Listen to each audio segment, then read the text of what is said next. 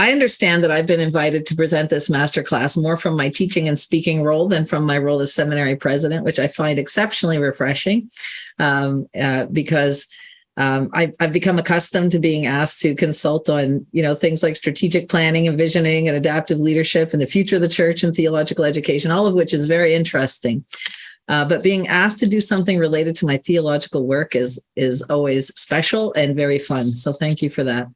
When Garth asked me to do something on apologetics, though, I have to say I hesitated a little bit in my mind. Why? Well, apologetics has become in many ways so confrontational, understood to be an argument to be won rather than ideas to be explored. And so that makes me a little bit hesitant around that. But my work in reflecting theologically on contemporary culture, which is really the mainstay of my academic work, is inherently apologetic. I mean, it's really what I do, because I love to see people's objections to faith overcome. I love to see people have those aha moments, and then it just removes those barriers to faith that people have. So I hope that this will be a helpful time to reflect on some of these things today. And I thought about what might be helpful, and I settled on something that's vexed me a lot in recent years. So I've been watching the ways that culture has been portraying God these days. And whether they're atheist or Christian or somewhere in between, I have been really surprised at how many times I cringe and I hear myself saying, "That's not my God." And sometimes the view of God that is portrayed is a Christian one. And sometimes perhaps my stronger reaction comes from those who claim to be Christian, who portray a vision of God that is so different from how I understand God to be that I find myself even asking the question, do we worship the same God? And I don't want to be that kind of divisive person within the Christian faith. But this question, or this exclamation, that's not my God. Is that my God? That's not my God. Puts me in mind of these books that my son David had when he was little. And I don't know if you've ever seen them. They were these little Usborne books.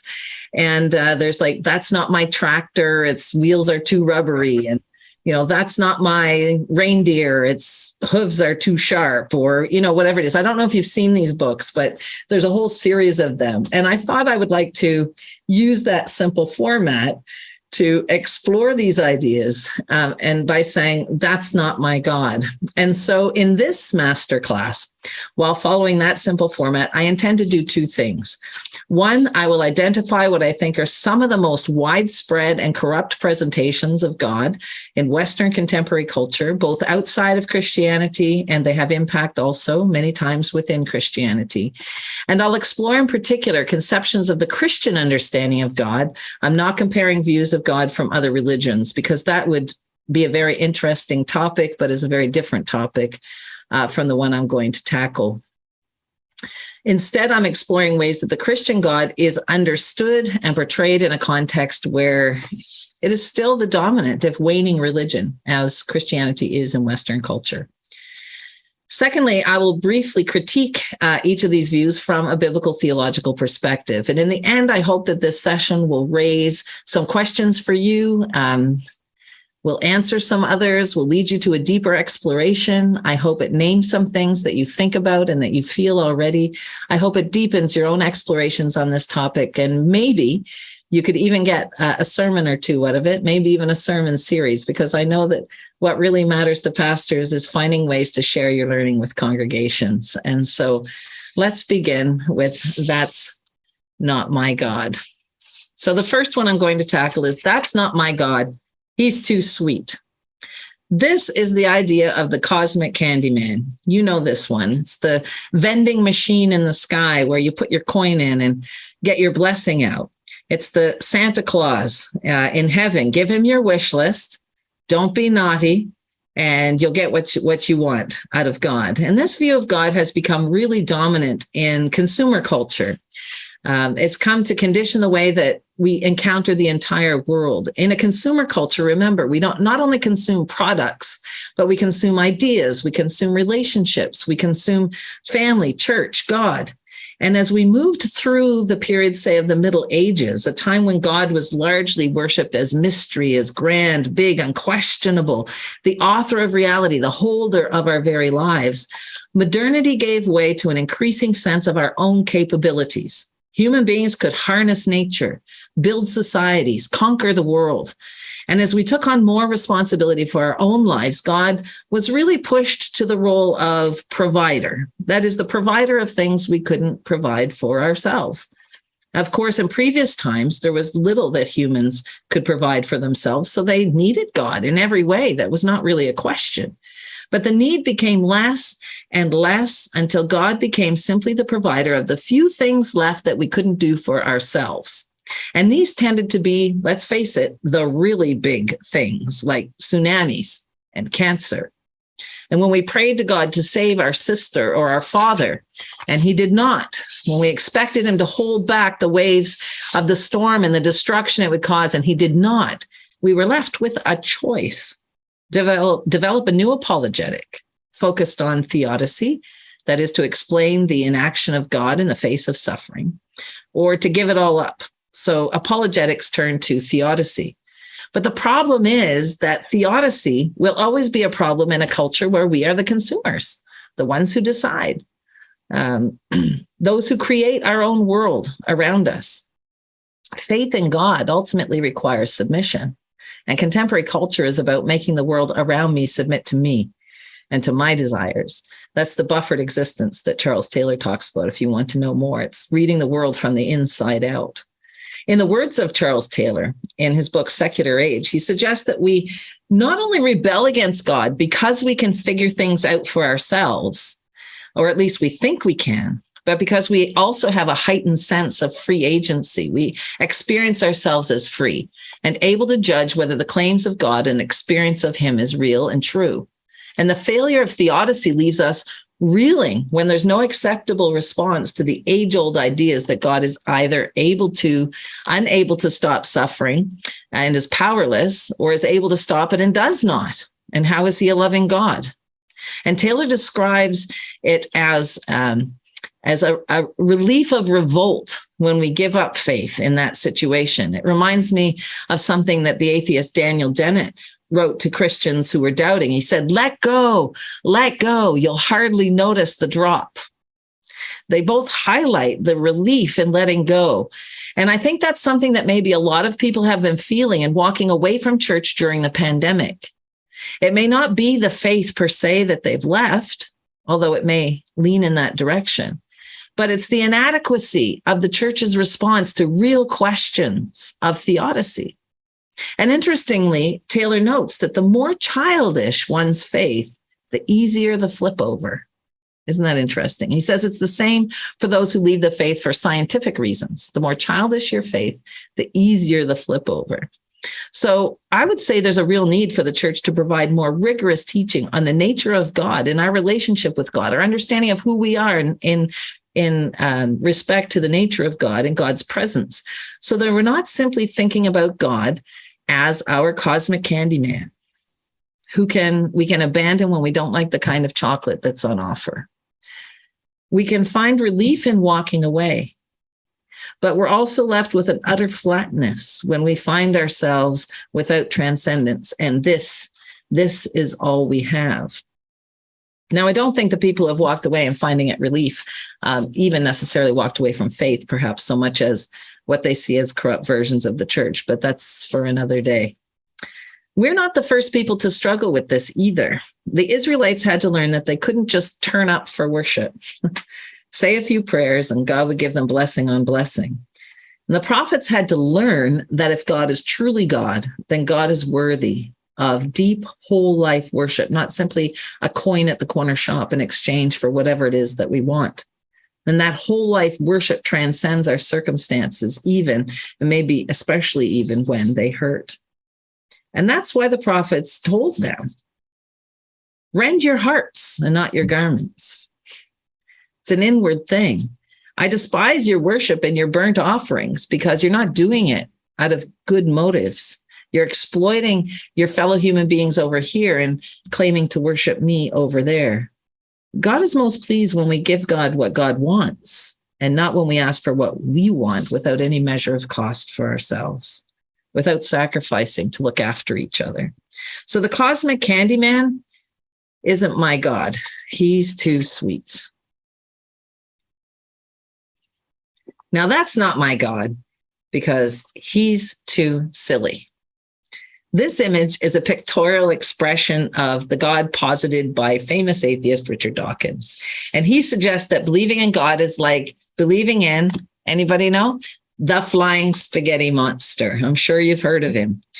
It isn't real. God isn't real. He's like this flying spaghetti monster, something invented. It's really ridiculous. And so just give it up. And this idea is predicated on making Christian faith and belief in a Christian God as being very silly, something that all thinking people should surely surrender. You surrender these backwards beliefs. It's just ridiculous. Belief in God is like believing in fairies. It's fine when you're a kid, but when you grow up, you really should put away such foolish notions. Except Dawkins himself, of course, doesn't actually believe it's okay for kids either. In fact, he despises what he regards as the brainwashing of kids to reject science and believe in Bronze Age myths. And he even thinks it's a form of child abuse. So he argues there's probably no God, so stop worrying and enjoy your life. Such is the argument of a rationalist. Dawkins here then makes two errors. First, he makes the category mistake of suggesting that our notion of God is like believing in fairies or the Loch Ness monster. And secondly, he makes the mistake of believing that God is simply a rational concept and ignores the existential power of belief in God, what the impact God has on our day-to-day lived reality. The notion of God is infinitely more complex than the flying spaghetti monster. And it matters beyond reason and beyond enjoyment. God is more complex and life is more complex than that. Remember, the simpler the belief, the more childlike the belief, the easier the flip over. This caricature is a really simple, childlike, and I don't mean childish in terms of childlike in terms of, we come as children to God, but this childish belief that has no maturity to it. And so the first error here is pointed out by my friend Annie Bannister in his book, The Atheist Who Didn't Exist. And he describes a day in the life of someone you might think of as needing God, someone with a tough job, a struggling family, health problems. Now tell them to go ahead and enjoy their life because the Loch Ness monster doesn't exist. Well, it will hardly have an impact, of course. If you start discussing, though, whether God exists, whether they are atheists or doubters or people of faith, there's suddenly, for some reason, a lot of emotion involved. A lot of emotion involved. It matters somehow that God doesn't exist, whether you think God does or doesn't. It matters. It really doesn't matter if the Loch Ness monster or if fairies exist, but it matters because if God existed, God could perhaps do something about the mess. But God hasn't. So you're angry with God and maybe given up believing in him at all. But even having given up believing in God, you're still angry with God. Fascinating, isn't it? We hear that especially when things happen in the world and people will say, well, where is your God now? And they're very angry. And you can say, but that's not a question for you to ask because you don't actually believe. How can you be angry about it if you don't even have belief? It matters when we say that God exists or does not exist. And so we're angry, which shows that we have a lot more emotion around it than simply as if someone said, well, the Loch Ness monster doesn't exist. No impact on my life, if that is the case. But if God does or doesn't exist, it matters to us. So can you then enjoy your life by surrendering this belief? So just give up on the idea of God. Then you can, this relief of letting go that Daniel Dennett, I mentioned just before, the sense of relief in letting go. That relief doesn't last if it's experienced at all. Francis Spufford, the apologist of existentialism, I would say, writes this. He says, I'm sorry, enjoy your life.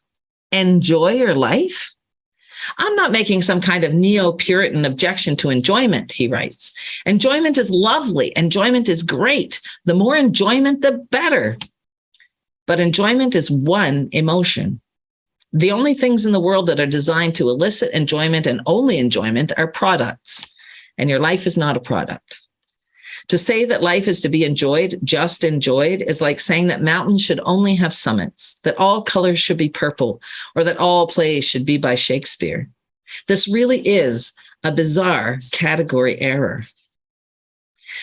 Charles Taylor's comment from the previous section is also relevant here. The more childish your belief, the easier the flip over. As I mentioned, if you have such a silly, light, ridiculous version of God, then indeed it is easy to flip over when someone describes God this way. We hear this a lot in contemporary culture.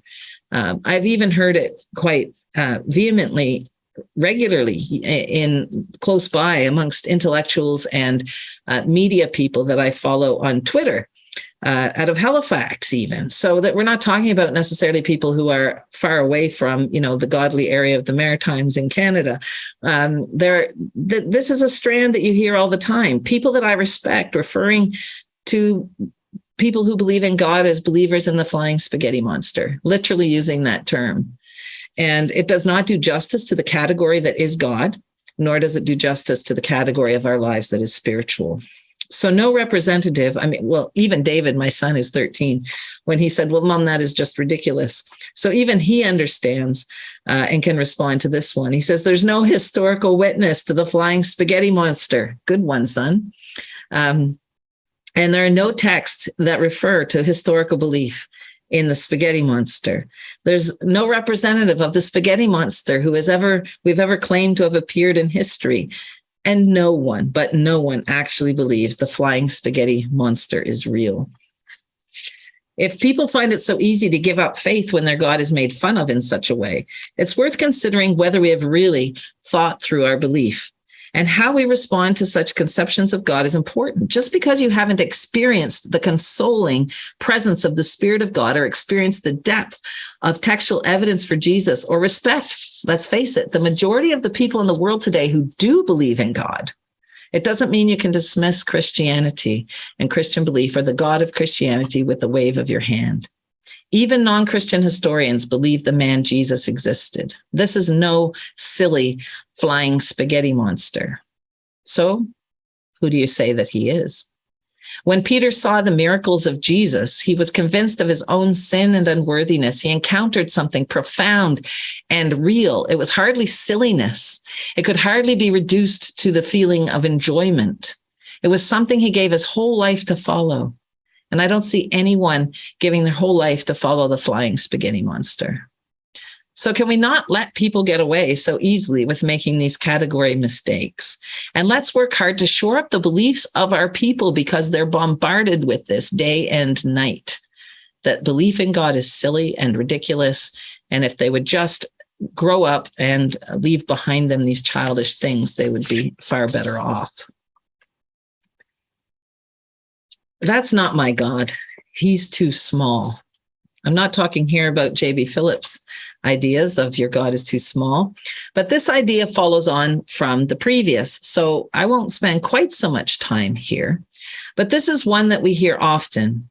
I don't believe in God. I believe in science. Or don't follow Jesus, follow the science. Now, among those who posit Darwin and God as opposing forces, God is not only portrayed as silly, but also very, very small. While historically, the antagonism between faith and God has not been as significant as has often been played up, at least not until the 19th century debates in the US that pitted evolution against Christianity in some very particular ways that see them as incompatible. What we have discovered as we've grown as a human race is that we've discovered that the world is discoverable, that it's understandable, that it's interpretable, that it's predictable. The identification of 4 scientific laws means that we can harness energy and discover new solar systems and create artificial intelligence. Are you really going to tell me you believe in an invisible force and that person has the power to forgive sins? And the idea is portrayed that science and faith have been in this terrible battle, and you can't somehow believe in both. And sometimes Christians buy that and say, well, it's true. I believe in God, and therefore the science kind of goes by the wayside. These two things are compatible, and we have a history that testifies to their compatibility. It's not one or the other. If God is the God who created the world and who made the world in such a way that it is discoverable and experiments repeatable and that we're able to harness these things, then it does not mean at all that that we need to do away with the idea of God. They are compatible things, and they do different things. But Dawkins, among others, rejects the idea of God because he thinks that God must be infinitely complex. His affirmation of Darwinism, though, relies on the idea of evolution from the simple to the complex. So remember, in evolutionary theory, you don't have, when people say, and it's usually Christians saying ridiculous things like, when you show me a half man, half monkey, I'll believe in evolution. Well, that shows that we don't actually understand evolution very well. Or if you say, an eye just popped into existence. People who believe in evolution don't think that. They believe that over many millions and billions of years, very simple organisms with adaptations over many millions of years became infinitely more complex. And that's how evolution works. And so if you believe that, then someone like Dawkins will say, well, if you're going to posit a God who came before all of this, from whom all of this came, this God would have to be very, very simple. And God is not simple. God has got to be the most complex of beings. And so this is trouble for someone like him. It would make the God as the progenitor of the universe logically impossible from simplicity to complexity. So in response, some people have said, well, God is actually infinite simplicity. But I'm not really sure that answers the challenge. I think the challenge of naturalism is that it presents a God who is very, very small, too small. And the God of naturalism requires God to fit into the space-time universe in the way that he's subject to the conditions of the physical universe. And while anything else is impossible for the naturalist to imagine, in fact necessary, it is in fact necessary if we're going to believe in God at all. And physicists tend to be more open to this idea than some others, as they can imagine alternative universes, for example. So the Christian belief that God is the creator of the universe, that is, that he is its progenitor and therefore stands outside of its parameters and limitations, it means that God is outside of the whole scientific process of cause and effect, upon which we understand the universe in a scientific way. Cause and effect is very important, observations. But God is not subject to that system that he put into play. God stands outside of it. And he's the one who has put that into place and enables the world to be predictable, and that we can repeat experiments and replicate those and discover things and harness the forces of the universe to good and also to destructive ends. We use the scientific method to gain knowledge for human good and destruction. And the predictability of cause and effect is not something that somehow restricts God, who stands outside of that constraint. This is an affirmation of God's transcendence, that while Christianity affirms that God is present and active in the world, God is at the same time beyond it and not limited by those constraints that God himself put in place. That means that God can be infinitely complex and still be the first thing to be, even before there was a universe. God is too big to be limited by science, but he's not opposed to it either. It is his science. It's his science book. I'm going to post a few links just when I finish. And one of them is to, if you haven't seen it, the big conversation with another friend, Justin Brierley in the UK. And he had on one of these recently, Francis Collins, the leader of the Human Genome Project, who cracked the human gene, outstanding scientist who is also a Christian believer, discussing with Richard Dawkins. And this is probably one of the best discussions with Dawkins I've seen. And because he has respect for Collins as a scientist, and they have a real genuine conversation. I'll post the link to that. And it's lovely to watch and to listen to. I think there are a couple of things where Collins could shore up his response to Dawkins, but Dawkins was helpfully polite in this conversation. There's also the song, if you've seen it, where Tom Wright, the biblical studies scholar, is playing his guitar with Francis Collins, and they've written this song. And if you haven't seen it, I'll post the link for that too, because it's just edifying and so lovely to see these two men playing their guitars and singing together. But this is the last line from the song, and I love this. So come on, all you people who are gathered here today. So talk of exegesis, talk of DNA. God's two books cannot disagree. So do not be forlorn. Let's fill our days with joyful praise. A new world has been born.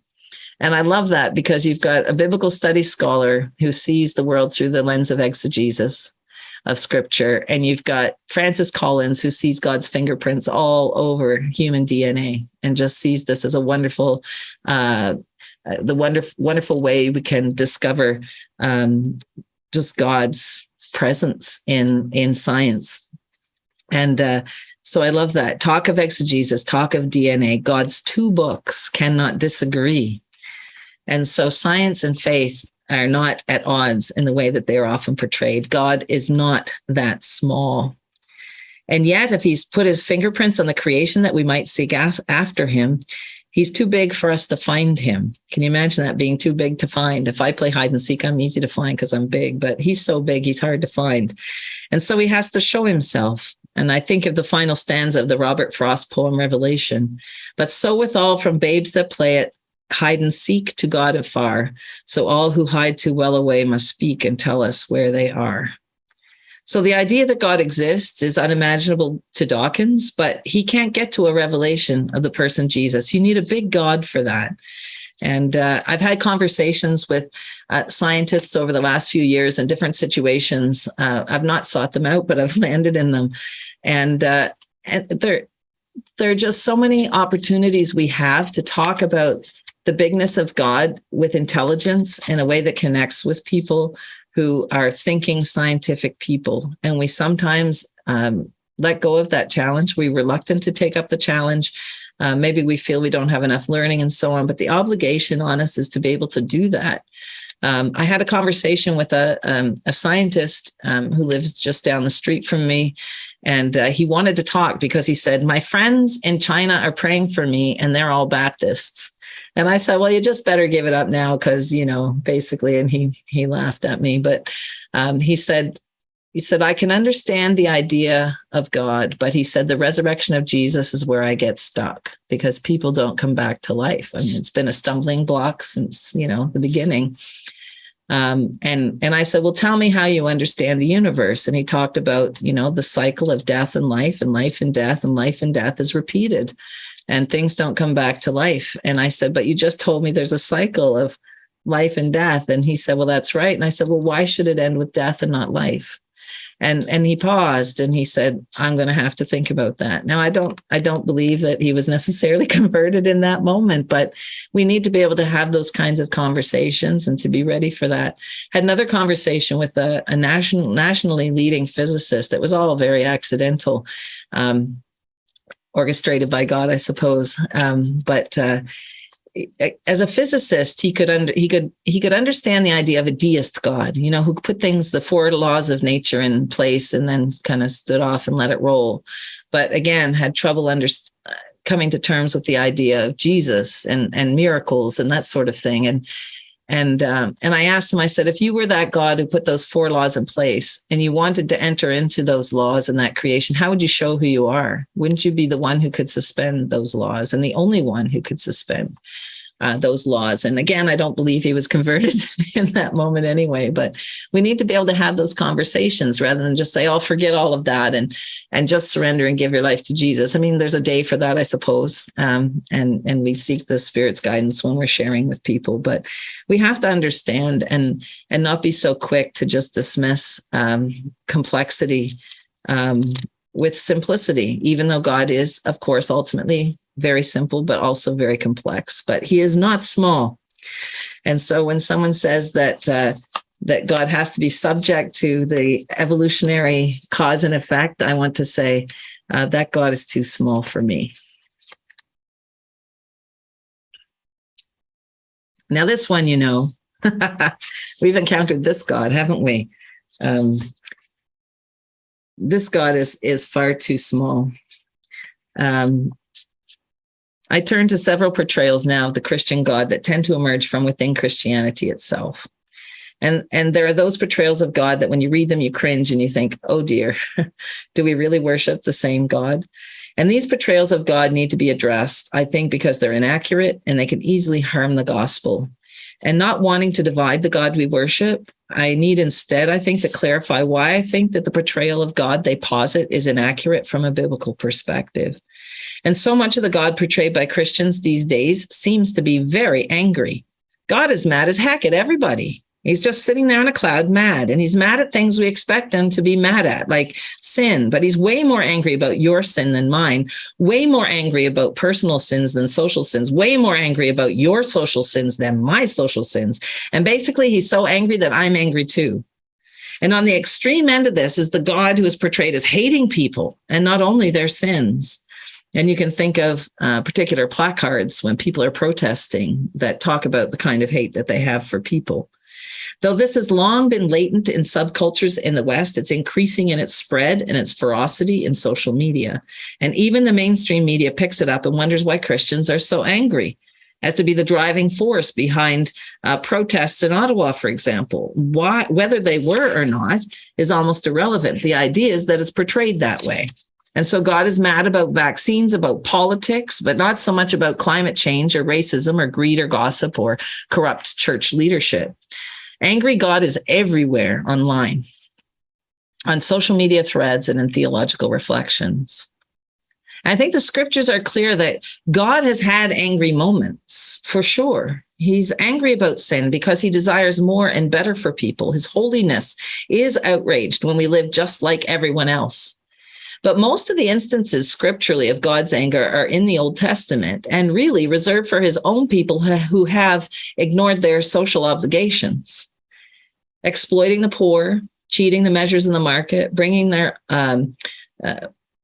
offerings to church out of ill-gotten gains, cheating one another, ignoring the guidelines that God put in place for their thriving. And God spells out his anger clearly, but he promises a day when the pain of disobedience ends. He's not angry forever, and he's even not angry most of the time. Indeed, in the New Testament, Jesus is angry about how a place of worship has become a marketplace, excluding the poor and outsiders. He's angry at the religious folks who exploit others because they can. But he's not angry at Zacchaeus or the Samaritan woman. He's not angry at Peter.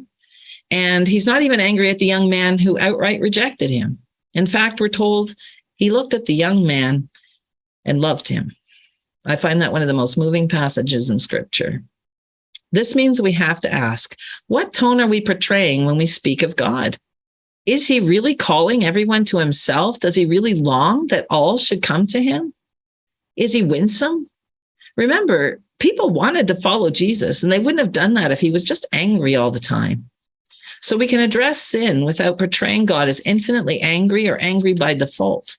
And if we want to present God as a reality in culture, I think we need to be aware of how angry we make God look sometimes. And so many people who once believed find it hard to come back to church because they actually think God is angry with them. How can I come back? God knows all that I've done. God will surely be angry. But that's not my God. God made a way for them to come back, as to the waiting Father with open arms. Now, that's not my God. He's too partisan. This God we see in places where God is tied up in politics. And if you believe in God, you also believe in these things, which are not necessarily prescribed by Scripture. It ties God to a whole raft of political commitments and manipulates people's belief in God for political ends. It ties God to nationalism, insisting that the goals of the nation or the political leader are also God's goals, and that the political leader is a representative of God on earth. It casts a powerful spell. Ultimately, it preys on people's longing for God. This is their nostalgia, their God-given longing that is given to all of us so that we will long after God. And a restorative nostalgia is particularly seeking to bring us back to a time when we think we were in a better place before. The problem is that we may never have, in reality, been in that place. It's a vision of something that actually probably never was, but we think we're calling people back to it. And it's a threat to who we thought we were. We say, we're under threat, we're under fire, it's a dangerous time, and we will fight for who we were, and we will be great once again. And this is not only in one particular country that you're hearing me refer to, it's happening across the Western world. The partisan God comes to the service of a restorative nostalgia. Remember when things were great, when people feared God? It may never have been true, of course, but it's not an exercise in truth. It's an exercise in convincing people that your vision of the future is the vision that they used to live and now would like to see restored again. Of course, that vision was probably never real in the past and probably excluded a whole lot of people who had a very different experience of what we think of as the glory days. It's an idealized realization of collective identity that is always out of reach, but God gives it all a real power when you think that God is on your side. And so restorative nostalgia is interesting. It reflects Paul Ricoeur's idea of memory narrative as opposed to history narrative. History narrative seeks to get as much as possible at what actually happened in a given time. Memory narrative carries much more a falsifying narrative with it because it's emotional and it's sentimental. As one author writes, it's the promise to rebuild the ideal home that lies at the core of many powerful ideologies of today, tempting us to relinquish critical thinking for emotional bonding. And the danger of nostalgia is that it tends to confuse the actual home and the imaginary one. In extreme cases, it can create a phantom homeland for the sake of which one is ready to die or kill. So nostalgia isn't merely an individual anxiety, but a public threat that revealed the contradictions of modernity and acquired a greater political importance. There's so much more that I could say about that, and I could go on for many pages, but I'm mindful of our passing time.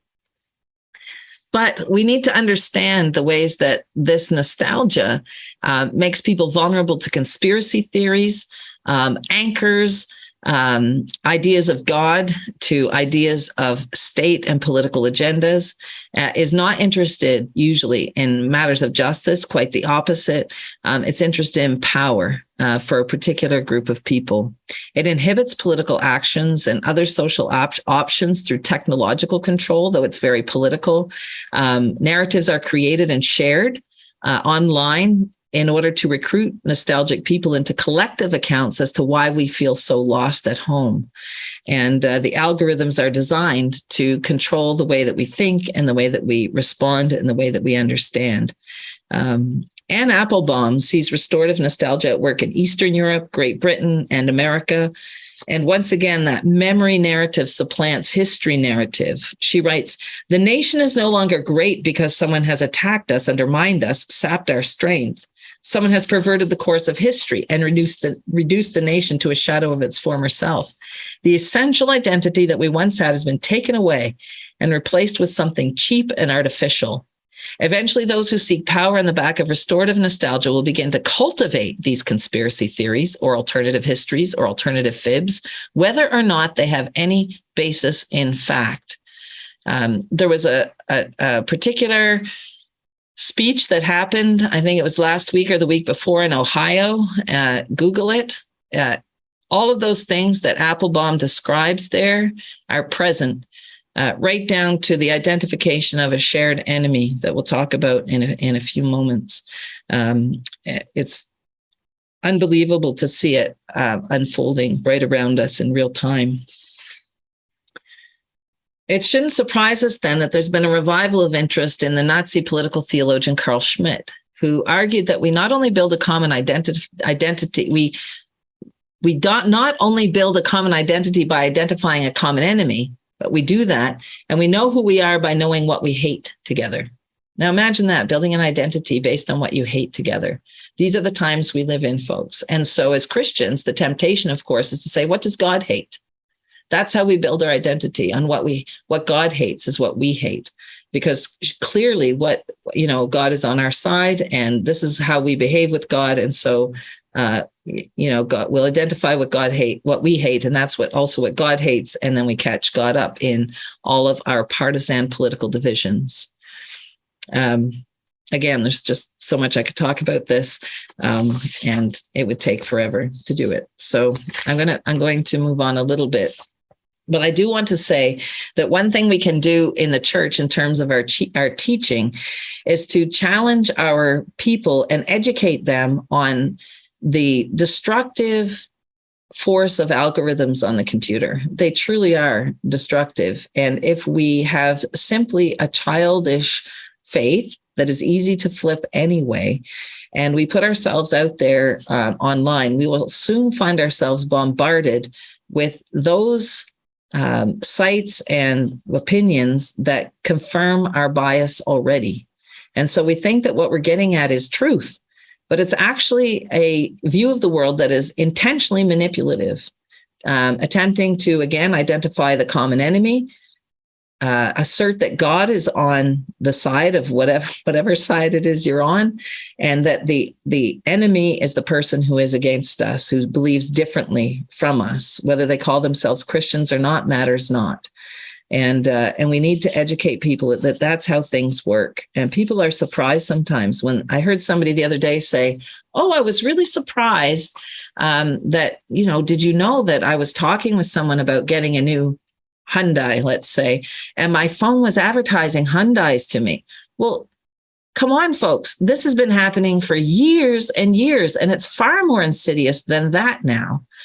We saw a case in the United Kingdom recently where a young woman was feeling suicidal. When she Googled suicide, of course, she gets in, the algorithms pick it up. She gets inundated with stuff about suicide. And before long, of course, she's taking her own life. These things are formative of our minds and our communities because they play on the biases we already have.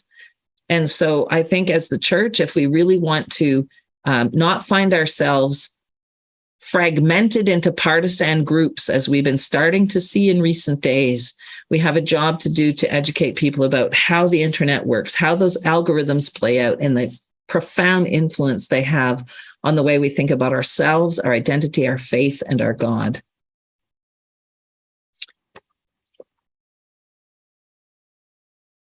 I couldn't help when I was thinking about this, but reflect on the Bruce Cockburn song, The Gospel of Bondage. And there's that great line where he says, God must be on the side that's right, but not the right that justifies itself in terms of might. And so many of these are out of sight in the gospel of bondage. The reality we know biblically is that God is sovereign in all human affairs.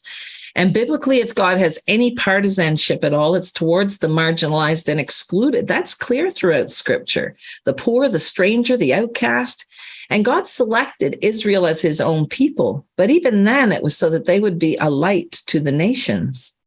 And the New Testament affirms that Jesus was about tearing down dividing walls. He doesn't erect them.